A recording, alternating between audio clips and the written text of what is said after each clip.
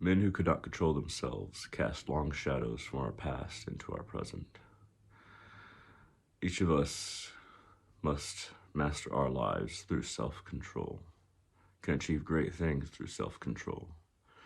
Through limited desire, we live life in segments, in fragments, in half measures. Our desires for this or that lead us to get this or that. But our desires, when they lead us, always limit us. They always contain our success only to what is imaginable through desire, rather than what is imaginable through acceptance that our capabilities are limited. And enhancing our capabilities is the only thing that will enhance our desires. Capability comes first. Self-control is how we extend capability. And self-control is everyone's burden to bear. There was a time when I couldn't even stop myself from hurting myself. Couldn't stop myself from drinking or using drugs or getting into physical relationships that were burdensome upon my soul, even if they were limiting or freeing in the moment. My desires back then limited me. I could not see beyond the satisfaction of them. Later on, I realized that they were limiting me, that they were making me repeat cycles over and over again that I did not need to repeat. And it was only later that I realized the value of self-control. So much of history is formed from a lack of self-control or limited desires, even desires for just one's family or just one's nation. We can believe in a grander desire before we have it. A grander desire for everyone to be okay, everyone to be free, everyone to be loved by us. It's hard to love everyone.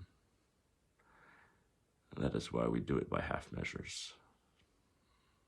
It is hard to imagine a world in which everyone loves one another because our desires limit us so much, and our desires are limited. Because we don't realize how we can increase our capabilities by mastering self-control. And mastering self-control isn't a destination, it is a process, it is a search, it is an endeavor. It is Sisyphus rolling that boulder up the mountain, even though he knows it's going to roll back onto him. And our failures in these regards, sometimes they can create unnecessary darkness within us. That darkness needs to be illuminated through understanding, through patience. The self-control that we need to enforce upon ourselves is the self-control, first and foremost, over food, sex, sleep. If we can consciously eat, not just eat what's before us, eat well, eat things that are good for us and good for the planet. If we can curtail and inhibit, instead of just allowing our sexual desires to take whatever form they desire, but consciously controlling ourselves sexually and controlling how much we sleep, controlling that moment before we go to sleep, and telling ourselves again and again, I am not this body, I am not this mind, again and again and again before we go to sleep.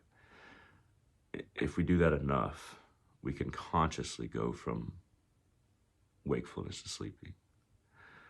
And as weird as that might sound, it also helps us when we die. We can control death. We can control when we die. I'm not talking about something superhuman. I'm talking about being conscious on so many levels that you remain conscious as you pass.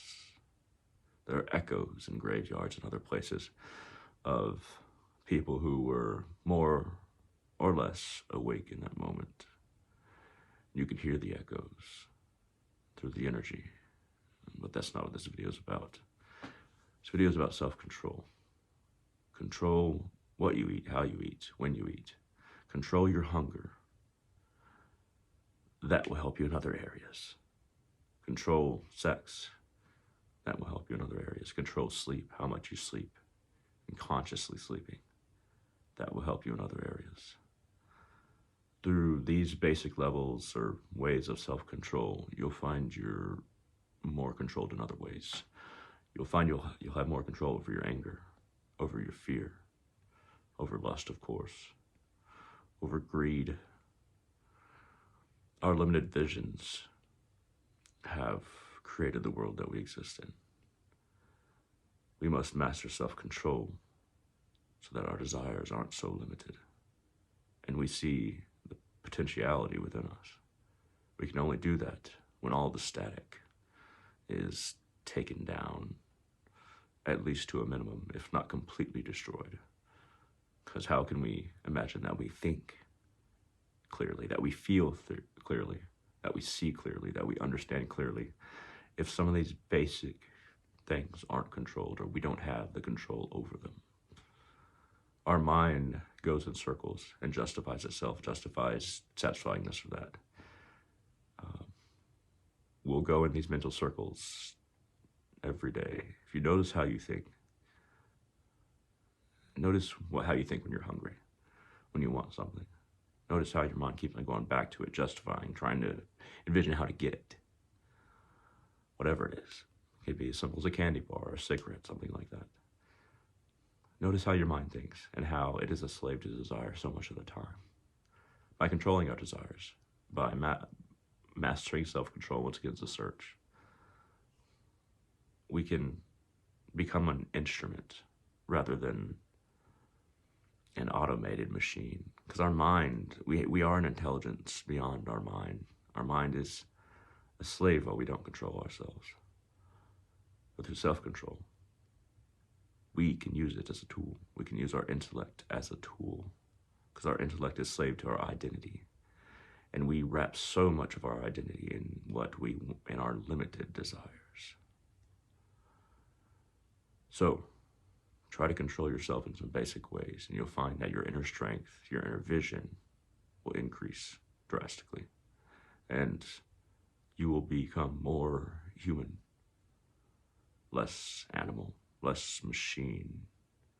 And that consciousness, that light behind everything, you will feel it more, and it will guide you to greater degrees. At any rate, thank you very much for watching. Feel free to share this wherever you like. This has been a video about self-control and desire. Feel free to leave a comment and like this video. It helps get traffic to this channel.